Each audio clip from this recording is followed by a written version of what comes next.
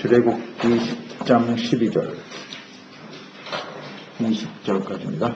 출애굽기 10장 12절에서 20절 같이 읽습니다. 여호와께서 모세에게 이르시되 애굽 땅 위에 내 손을 내밀어 메뚜기를 애굽 땅에 올라오게 하여 우박에 상하지 아니한 그 모든 셋을 먹게 하라. 모세가 애굽 땅 위에 그 지팡이를 들매 여호와께서 동풍을 일으켜 오늘과 밤에 불게 하시니 아침에 되는 동풍이 메뚜기를 불어 들인지라. 메뚜기가 온 땅에 이르러 그 사방에 내림에 그 피가 심하니 이런 메뚜기는 전에도 없고 후에도 없을 것이라. 메뚜기가 온 땅을 덮고 땅이 어둡게 되었으며 메뚜기가 우박에 상하지 아니한 배추 채소와 나무 열매를 다 먹었으므로 애굽 온 땅이 채워나무와 배추 채소나 푸른 것을 남지 않았더라. 모세와 급히 불러 이르되 내가 너희 하나님 여호와와 너희에게 죄를 지었으니 바라건대 이것만 나의 죄를 용서하고 너희 하나님 여호와께 구하여 이 조문만을 내게서 떠나게 하라.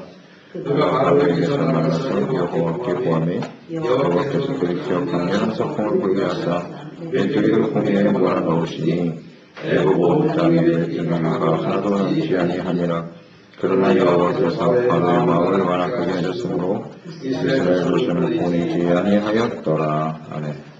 하나님의 권능과 겸손. 하나님은 애굽의 재앙을 내리심으로써 바로와 애굽 사람들 또 고센 땅에 살고 있는 하나님의 백성들에게 하나님이 어떤 분이신가를 알려주셨습니다. 재앙을 향한 하나님의 뜻은 모든 사람들이 하나님이 어떤 분이신가를 알기를 원하시는 거죠. 하나님을 알아야 한다. 하나님은 이처럼 자연을 주관하시는 하나님이시다. 그래서 잘 보여주고 계시죠.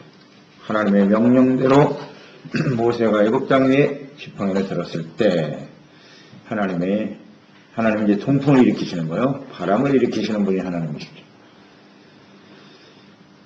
그 동풍을 통해서 이 동풍은 당시에 건조한 바람이죠. 아라비아에서 불어오는 동풍, 건조한 바람으로써 모든 곡식을 다 말라버리게 하는 그런 바람이었습니다. 이것이 온 낮과 밤에 계속 불었다.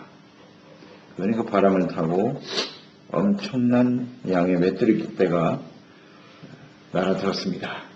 메뚜기도 역시 하나님이 준비하셨죠. 바람도 준비하시고 메뚜기도 준비하시는 하나님. 애굽 전체에 내리게 하셨다. 이 메뚜기떼가 종종 일어나긴 했었는데 한 일부 지역에만 발생하는 것이 메뚜기떼의 피해였었는데 이것은 애굽 전역이다. 이게 얼마나 무섭겠습니까? 이 상상만 해봐도 끔찍한 일입니다. 이 엄청난 양의 메뚜기가 날아와서 온 애굽 땅을 다 덮치게 되었다. 하나님께서는 자유자재로 바람도 일으키시고 메뚜기떼도 일으키시는 자연을 움직이시는 하나님이시다. 그러니까 이 모든 만물이 하나님의 통치 아래 있는 것입니다.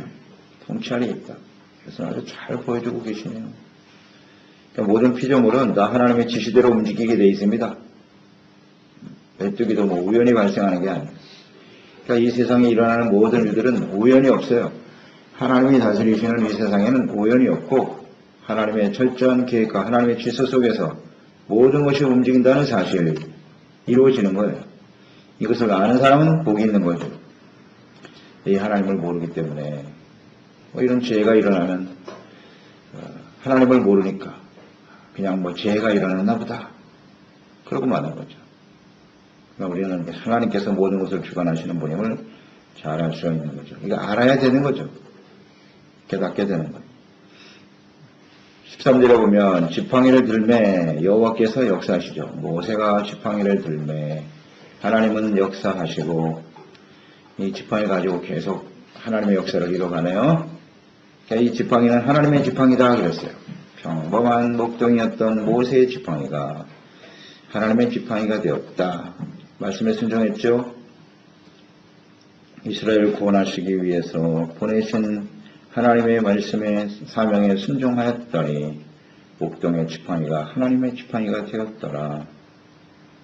하나님의 위대한 역사를 일으키는 능력의 지팡이가 되었다는 사실.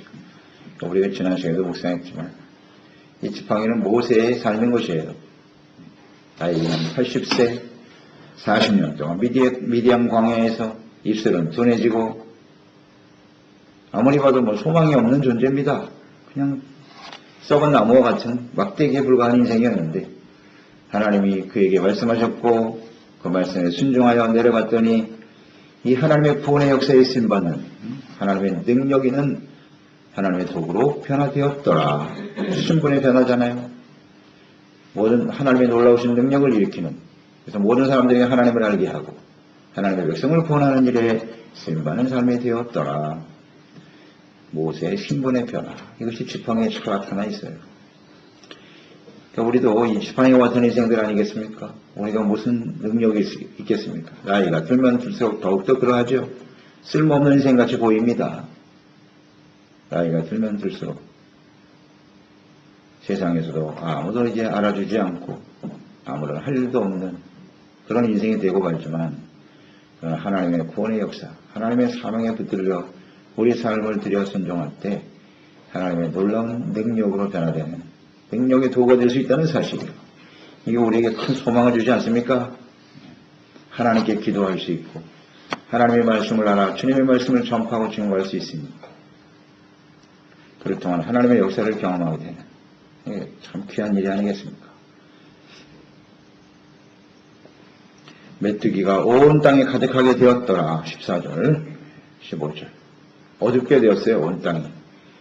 온 땅이 어둡게 되었더라. 이것은 두 가지 의미겠죠. 메뚜기 떼가 동통을 타고 날아올 때 이건 완전히 구름 같은 거죠. 구름같이 하늘이 새카맣게 덮이는 거예요. 새카맣게 덮여서 해를 가려버리니까 어두웠다라는 표현이 될 수도 있을 것이고, 이 메뚜기 떼가 온 땅에 다 덮였으니까 그 모습을 한번 상상해 보십시오. 새카매지는 겁니다. 온 집안에, 온 땅에, 산과 들에 메뚜기 떼가 덮였어요. 그러니 푸른 채소, 나무, 열매 다 먹어버렸어요. 푸른 것을 찾아볼 수가 없는 거예요. 무서운 재앙이죠. 무서운 재앙입니다. 그들이 먹을 양식이 이제 하나도 없어지는 겁니다. 싹 다 없어지는 거죠. 이런 상황은 이제 애굽은 완전히 망하는 겁니다. 완전히 망해서 더 이상 먹을 것이 없고 일시에 이런 일이 벌어지는 거죠. 한순간에 모든 채소가 다 없어지는 거니까, 먹을 거니까. 중요한 것은 이런 모든 일들이 하나님께서 모세를 통하여 말씀하셨다는 거죠. 하나님이 말씀하셨고 이런 재앙이 일어날 것이다 라고 예고하셨다는 거죠. 만약에 모세를 통해서 하나님이 말씀하지 않았다면 애국 백성들은 이런 일을 만나면 그냥 자연재해구나 모르잖아요. 왜 이런 일이 일어나는지. 근데 하나님 말씀하셨잖아요. 말씀하신 대로 모든 것이 이루어지는 거예요. 그렇기 때문에 이런 우연히 발생한 사건이 아니라는 것, 그것을 우리는 생각하는 겁니다. 하나님께서는 우리가 인생을 살아가면서 예수님 오실 때까지 인류의 모든 역사 속에 일어날 일들을 이미 다 말씀해 놓으셨어요. 우리 개인의 인생 속에서도 일어날 수 있는 일들에 대해서 충분히 말씀해 주셨습니다. 자연과 관련해서 우리가 이 세상을 살아가는 데 있어서 일어나는 모든 일들, 또 우리의 내면 속에서 일어나는 생각이나 모든 일들, 성경에 충분히 기록하여 남기셨어요. 그렇기 때문에 우리가 하나님과 함께 하나님의 자녀로 인생을 살아간다고 하는 것, 결코 우연이 아니에요. 우연이라는 말은 절대 쓰면 안 돼요. 우리 하나님의 자녀들은, 하나님을 아는 사람은 우연이라는 건 있을 수 없는 거예요. 다 하나님의 섭리와 계획 속에서 일어나는 것이다. 충분히 말씀하셨고. 그래서 어떤 상황이 벌어질 때는 빨리 말씀으로 돌아가면 돼요. 말씀을 묵상하고 이러한 일들이 우리에게 주는 의미가 뭔가 이런 걸 생각하면서 묵상하면 되겠죠. 결코 우연히 벌어진 일이 아니다. 그래서 이런 재해가 일어날 때 인간의 힘으로는 어떻게 할 수가 없지 않습니까? 자연재해는 그때나 오늘날도 마찬가지예요. 아무리 과학과 문명이 발달한 시대를 살아도 이 자연재해에 대해서는 우리가 인간의 힘으로는 어떻게 할 수가 없어요. 그러니까 이런 죄가 일어나면 두 가지 의미를 빨리 깨달아야죠. 하나님께서 이를 통해서 징계 의미가 굉장히 강한 것이고요. 그러니까 그것을 통해서 사람들이 좀 하나님 앞에 하나님을 알기를 원하는 거죠. 이 모든 일이 하나님이 하시는 일이고 그 자연을 움직이시는 하나님의 권능 앞에서 인간은 겸손해져야 된다는 거죠. 이걸 깨달으면 되는 거예요. 그러니까 하나님을 인정하라. 이런 죄가 일어나면 겸손해질 수밖에 없지 않습니까? 우리 인간은. 우리 힘으로는 안 된다. 그래서 겸손해서 하나님을 더욱더 믿고 의지하는 사람으로 바뀌어지는 것이죠. 재앙. 이런 고난과 시련들이 다가올 때 우리가 깨달을 수 있는 것은 겸손해져야 한다는 것. 그 다음에 의가 중요하다고 했죠. 고난이 다가오는 것은 겸손과 의란 말이에요. 자기의 죄를 빨리 깨닫고 돌이키면 된다. 17절에 보세요. 이 상황이 벌어졌을 때 바로가 뭐라고 그랬습니까? 급히 불러들였어요. 모세를. 아론을 불러들이고 뭐라고 했겠죠? 용서를 구하지 않습니까? 16절 17절에 내가 너희 하나님과 너희에게 범죄하였도다. 죄를 지었다는 걸 알았네요. 재해가 일어난 원인이 자신의 죄 때문이다. 아주 바람직한 반응입니다. 사실이기도 하고요. 충분히 말씀해 주셨는데 하나님의 백성을 내보내지 않지 않습니까? 자신의 백성이라고 여기고 주님의 말씀을 순종하지 않았어요. 그게 바로 죄죠. 내가 범죄하였노라. 여기 보면 하나님과 너희에게 죄를 졌다 그랬거든요. 그러니까 모세와 아론을 하나님이 보내신 사자임을 인정하고 있네요. 그리고 그들의 입술을 통해서 전해진 말씀이 하나님의 말씀이라는 사실을 인정했어요. 그 말씀은 자신이 지금 순종하지 않고 있다. 불순종. 그게 바로 죄죠. 자, 이 바로의 죄가 무엇인지 잘 아시겠죠? 바로의 죄가 우리의 죄일 수 있다는 거예요. 근데 이것을 우리가 고백하고 온전히 돌이키지 않으면 주님께서 이런 재해와 고난들을 계속 보내실 수밖에 없는 거죠. 하나님의 백성을 내 백성이라고 여긴단 말이에요. 나의 것을 여기고 하나님을 섬기게 해라 그랬잖아요. 주님께서. 뭐 어렵지 않아요. 내 백성을 보내 나를 섬기게 하라는 것이거든요. 계속 그것을 놓을 수 없다는 거죠. 이게 죄예요. 그래서 주님께서는 계속 재앙을 내리실 수밖에 없는 것이고 그러니까 우리의 것을 하나님의 것으로 빨리 인정하고 내려놓아야 된다. 그게 그렇게 쉽지가 않다는 겁니다. 하나님의 것을 여전히 내 것이라고 고집하고 살아가는 거죠. 그걸 내려놓아라. 그리고 하나님을 섬기는 것이 삶의 중심이 되어야 하는 것인데 그 말씀을 듣고도 따르지 않는 것이 죄다. 17절에 용서를 구하잖아요. 나의 죄를 용서하고 이 죽음만은 내게서 떠나게 하라. 용서를 구하고 있고요. 죽음, 사망에서 건져주시기를, 구원이죠. 용서, 죽음, 구원을 간구하고 있네요. 그래서 이제 하나님께서 하나님의 백성을 구원하시는 과정에서 죄를 깨닫는 것이다. 다음, 회개하면 용서해 주신다.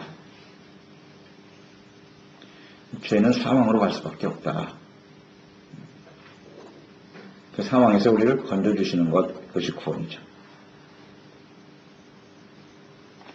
이 죄를 통해서 이런 걸 깨닫게 되는 거예요.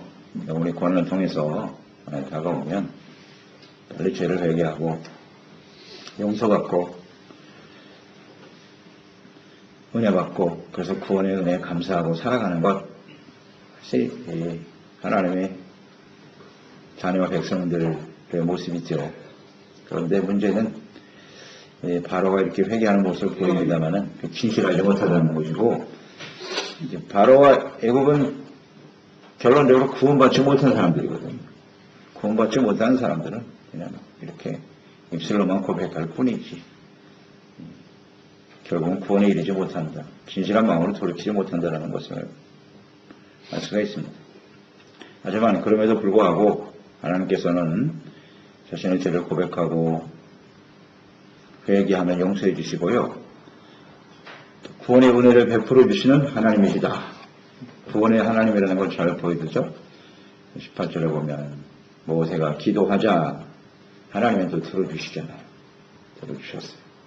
이분이 하나님이세요. 서풍이 불게 하셨다. 동풍으로 메뚜기를 몰고 오신 하나님이 이번에는 서풍. 이 서풍은 이제 뭐 해풍이라고도 하는데요. 서풍을 불어서 다 홍해에 빠지게 했더라. 그런데 메뚜기 떼를 단번에 몰아넣으셨거든요. 한 마리도 남기지 아니하셨도다. 이분이 하나님이세요. 한 마리도 남기지 않았대요. 그게 가능한 일인가? 하나님이시니까 가능하죠. 한번 생각을 해보세요. 이 온 땅을 덮은 이 메뚜기 떼를 하나님이 아닌 사람의 힘으로 없앤다고 한번 생각해 보세요.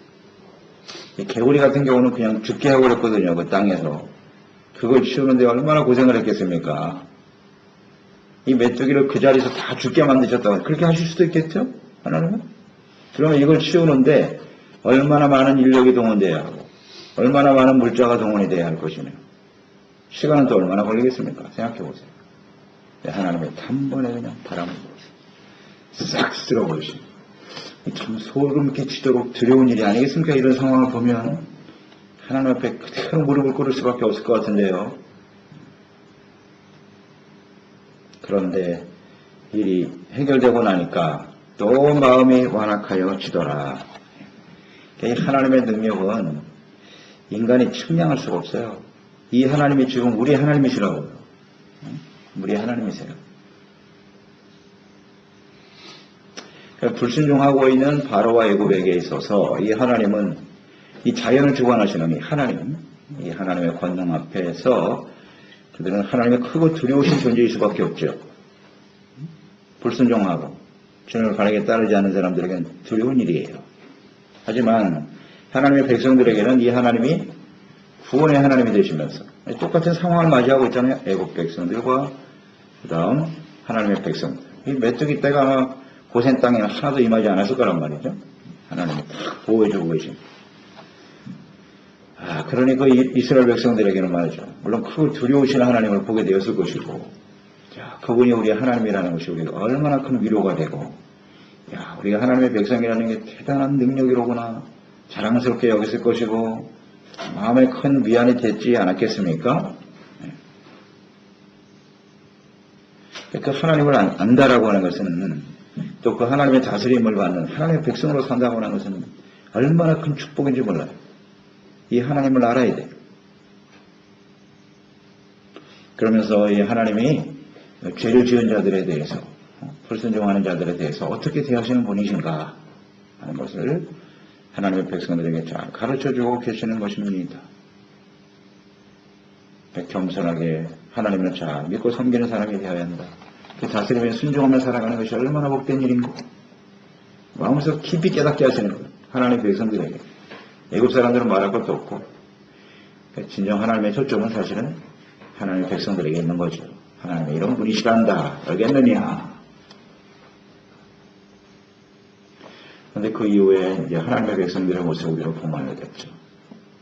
하나님의 백성들도 이 애국 백성들과 똑같은 모습으로 인생을 살게 되죠. 그 전체를 그대로 가네. 또 하나님의 순종하면 복을 주시겠다는 거예요. 또 불순종하고 그러면 또 하나님께서 주변 나라들을 몰아서 고통받게 하시고 시련과 고난을 계속 보내시네. 똑같잖아요. 그럼 또 해결해 주시면 마음이 또 안악해져 가지고 사사기의 모습을 보세요. 그 이후의 역사도 계속 반복이고요. 오늘날 우리의 모습도 마찬가지. 이게 계속되고 있잖아요. 지금. 문제 해결해 주면 또 교만해져 가지고 마음이 안악해서 하나님을 저버리고 참 안타깝습니다. 이런 모습을 우리가 보면서 이 하나님은 지금도 살아계신 하나님은 동일하시거든요. 주님이 원하시는 게 이렇게 복잡한가? 그냥 하나님의 백성으로 인정하고 나는 하나님의 백성이다. 하나님의 다스림을 받고 살아갈 때 그것이 가장 큰 행복이다. 그 하나님만 절대적으로 신뢰하고 믿고 의지하며 살아가야 되겠구나. 그리고 그 하나님을 섬기는 거예요. 섬기라는 건 겸손이라고 했잖아요. 겸손과 충성, 믿음을 가지고 순종하고 충성, 성실하게 변함없이 어떤 상황 속에서도 하나님을 믿고 의지하는 사람이 되면 하나님은 그것을 기뻐하시죠. 뭐 이렇게 대단한 걸 요구하시는 게 아니에요, 우리에게. 하나님의 백성으로 살아가는 것을 기뻐하고, 하나님을 믿고 의지하는 겸손한 모습. 그래서 겸손이 참 중요한 것 같아요. 재해를 통해서, 재난을 통해서 외국 사람들뿐만 아니라 하나님의 백성들도 정말 겸손해져야겠구나, 하나님 앞에는. 고개가 숙여지지 않겠습니까? 이런 모습을 경험하게 되면 겸손해지는 거예요. 하나님을 알면 할수록 그래서 사람은 겸손해져. 하나님의 권능 앞에 인간은 겸손해져. 우리는 정말 연약한 존재라구나. 그래서 오늘날도 일어나는 많은 자연재해들이 있잖아요. 지구상에 일어나는 많은 재해들이 있을 때마다 혹시 나와 상관이 없는 일이 아니라 우리는 하나님 앞에 겸손해야 한다는 걸 잊지 말고 주님의 그 보호하심과 인도하심 속에 우리가 지금 살아가고 있다는 게 얼마나 감사한 일인지 생각해야 되지 않을까요? 재앙이 애굽 사람에게 임하고 자기에게 임하지 않았단 말이에요. 이것을 그냥 우리 개인의 삶에 적용시키시면 돼요. 지금도 재해를 당하는 사람 있잖아요. 우리는 동시대에 사는 사람들 중에. 근데 우리는 그걸 볼 때 남의 같이 여겨진단 말이에요. 그렇죠. 내가 이렇게 하나님의 보호하심 속에 또 오늘 하루를 사는구나. 이걸 깨닫단 말이에요. 주님께서 그걸 원하시는 거죠. 그 일이 언젠가는 나의 일이 될 수 있는 거예요. 지금 이스라엘 백성들은 애굽 재앙이 쏟아질 때 우리는 그래도 하나님 백성이니까 우리는 살았네. 그러고 있었겠죠. 그런데 이 재앙이 현실이 되어버렸잖아요. 자신들의 삶이 현실이 되고 마잖아요. 그 이후의 역사 속에 현실이 됐잖아요. 그래서 자기들도 멸망당하고 한 사람도 가나안 땅에 못 들어가네. 이게 우리 현실이 언제든지 우리에게 다가올 수 있다는 사실을 인정하고 그런 뉴스를 볼 때 아이고 나는 상관이 없어. 그게 아니라 그래 하나님 앞에 겸손해져야지. 그리고 그 하나님의 은혜에 감사하면서